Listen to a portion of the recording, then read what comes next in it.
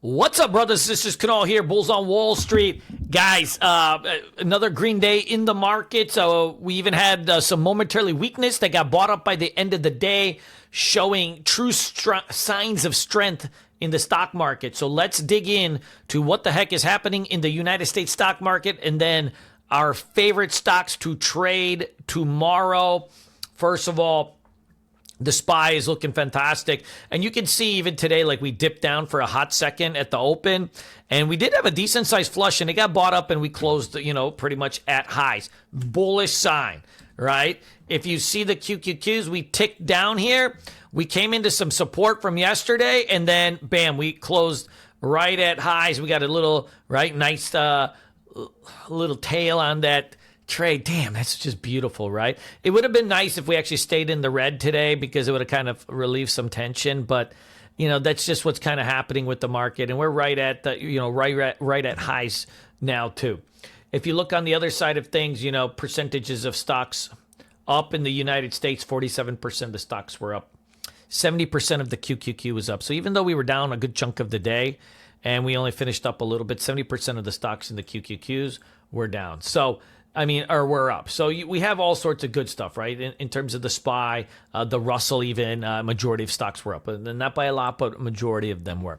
So an overall, right, just a beautiful day in the markets. I would consider today a rest day. Of course, there were some pockets of awesome strength, like in United States, chip makers, like MU, which is looking really good for tomorrow, right? Intel, which has had some news out that I believe Silver Lake is purchasing a piece of it or a piece of one of their subsidiaries, something along that end. You have a huge gap to fill here. So these names had a lot of heat on them, right? So some of these U.S. chip makers. We had once again, Palantir, the dip was bought up in this too. This is happening a lot in this, right? Like it gapped up and just completely rolled, came back into the previous day support, and then, right, this is just a supply and demand type of setup. And then and then back and close right at high. So up 4%, pretty damn bullish. So overall, the market is hanging in there. It's bullish. We've got a lot of good things happening. Let's dig into, some of the stocks that we want to trade for tomorrow. I think there's a good mix of swing trades and day trades available. Let's dig in. So let's dig into some of the stocks for tomorrow. The market is hot, but I wouldn't say there's any like bangers out there. That sounded like a millennial term, right? But what I mean by that is that the market could use a rest for a couple days to let some stocks kind of replenish, I would say. A lot of stocks are up like 5, 6, 7 days in a row. And so you want to like make sure that, you get proper entries. Like, for example, like, you have these names like Palantir and stuff, right? But they're just up too many days in a row. Like you can day trade it, right? But you couldn't really swing trade it. So we could use some breathers in some of these type of names. But on the other side of things, we have FNMA looking for a potential breakout. Looks pretty good. 2 inside days in a row on APP. Right, it was down a little bit today, 3%, but the structure of it is still the same. Maybe some weakness tomorrow into some of these support zones, and I think if we could come down and test into some of this, I think we could flip this back to the long side. Hey, Dutch Bros, dude, fucking drive-in coffee, right? Like somebody is telling me in my chat room that yeah, I sit in the Dutch oven for 30, 40 minutes to get my coffee. It's so good. I'm like, how's that possible, right? Like, dude, give me a little bit of Folgers in a styrofoam cup and call it a day, right? let me go to a Primerica meeting in an old dusty Holiday Inn and get a Folgers in a styrofoam cup, and I'll still be happy. But this thing has got a nice range break just setting up here, kind of a three-day spot. Looks pretty good. Hey, Lemonade, I'm on watch for a potential swing trade. If you look here on old Lemonade, right, you got this nice rounding pattern.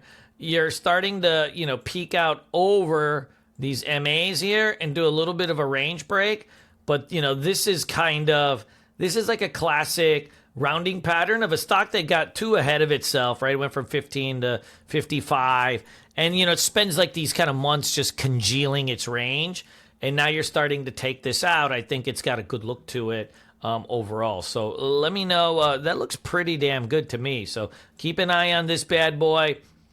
Tossed. I'm watching this one for swing trade too. It did 11 million shares in volume today. Got a slight little uptick the last few days. It's kind of testing into this. I believe its earnings are, oh yeah, I thought they had already come out. So you know what? Ixnay this, it'll come out tomorrow. So it probably just busts loose anyways. But Ixnay this one, its earnings have not been released. My apologies. I'm watching this upwork too to see if it breaks this range. This thing's a little cheapy McGee, and you can see here you got this big multi kind of, we look at a weekly chart, right? We got a kind of multi-year, 1 year kind of range break here. You know, my only question with the upwork is like, dude, isn't like, you know, ChatGPT going to kind of replace all the Upwork people? Dude, you can do so much stuff on these GPTs now. It's fucking, dude, I used to get jobbed by these guys at Upwork and be like, you know, like, hey, my name is Mike Smith. And then it's like you finally get these guys on the phone and he's like, hello, Ahmad. You know, like, hey, I'm looking for Mike from Upwork. Oh, that's me. God damn it. He got me, right? But I wonder, you know, how long these guys stay around on this Upwork. But beautiful look to it. Beautiful look to it. More of a swing setup. You know, if this rips, I'll probably add some of this in my swing account. Got to keep when the market's at all-time highs. You want to kind of keep things into the swing account too. CPLT, big flat top breakout here. Kind of multi-day pullback right into the breakout spot, and you got your 9 EMA here. So you got 2 levels of support right up underneath. I mean, you can't really get better than that. Nice orderly pullback. I mean, that's really what you want. So I got this one on watch for tomorrow. You know, maybe we get a red to green on it. You got EXPE. So this is a breakout. You know, and let's just, you know, you can draw these lines however you want. And you got kind of coalescing at the 90. May need to back and fill for another day, but you're right into this thing. Probably another setup that's more of a swing trade than a day trade because it lacks liquidity and it's still got really good range. Probably more of a swing account thing. Donkey Kong, after that big earnings push, you got an inside day today. Nice inside day, you know, it was pretty orderly, nothing too crazy on it. I think, and it needed it because it's been up a lot of days in a row. Let's see if we get a little weak open on this tomorrow. We'll red to green it. TTW, this one also probably has a chance. This is an earnings breakout. Nice consolidation. You're taking out this range. The ATR on this should be pretty good too. Hey, Citigroup had an inside day too, right? So after that big range day, today you had a very narrow range day. The dip got bought, but it still closed under previous day's high. I got to trade the options on this. It'll be a little bit, it's not slow per se. You know, you get a point or two, but it'd be better if you do the calls on it. They'll be zesty. And I'm watching this MBLY too for a remount here in the 200-day moving average.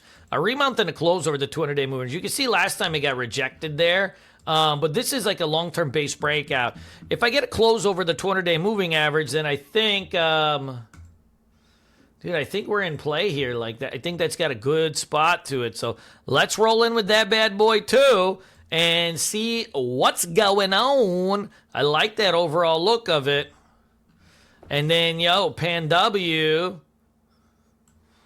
Dude. That's got a good look to it, too. Like, man. So this down day here, like it gapped down on earnings. It completely reversed. And then, bam. Like, look at this. So it gapped down on earnings, reverse, and you got a dipsy-doo dunkaroo to all-time highs. That's a really powerful setup because it's your classic shake and bake, right? Like, everything, you think it's going one way, then whoop, it goes the other way. It's a buenos, muchos buenos. That's looking pretty damn good. So I'll take any of these bad boys. Let's roll with this, man. That's the list. I'm sticking to it. Hey, look, if we need a short, Meta had its first red day in 20 days. A gap up on this tomorrow. Maybe we fade it back off. It had a beautiful little dusting today for a hot second. The puts on this were doing pretty good. I missed the short. I've been staring at it for days, and today it just happened. I don't know what happened, why it happened, but it happened, right? And they had even a bear flag here for a couple points. I hate when I miss these things, but like I've been staring at this damn thing forever. So it's like at some point you just have to, you just got to let it go and say, man, we had that one night in Cabo, now I got to let you go. We always will have Cabo. Tomorrow, if it gaps up, let's watch and see if it fades into a level of resistance. So, this is what I mean by there's like nothing that hot. Like it's a solid list, but nothing crazy hot. Hey, watch this IONQ here on a gap up tomorrow too. Like I think this one is getting fade off on all pops now. You've got yourself a big kind of head and shoulders pattern. It's just rolling over. Probably down to the 200-day moving average. Same thing due to RGTI is like the gift. It's like a herpes, the gift that keeps on giving. Like every day, like it'll just like spike up a little bit and then just get rugged. But you got a longer term breakdown here, and see you back at $2. At some point. So we'll see what's up. But all pops on these, I think you can try to fade them off if we need a little bit of a fader. All right. So that's the list. I'm sticking to it. I love you guys. Peace.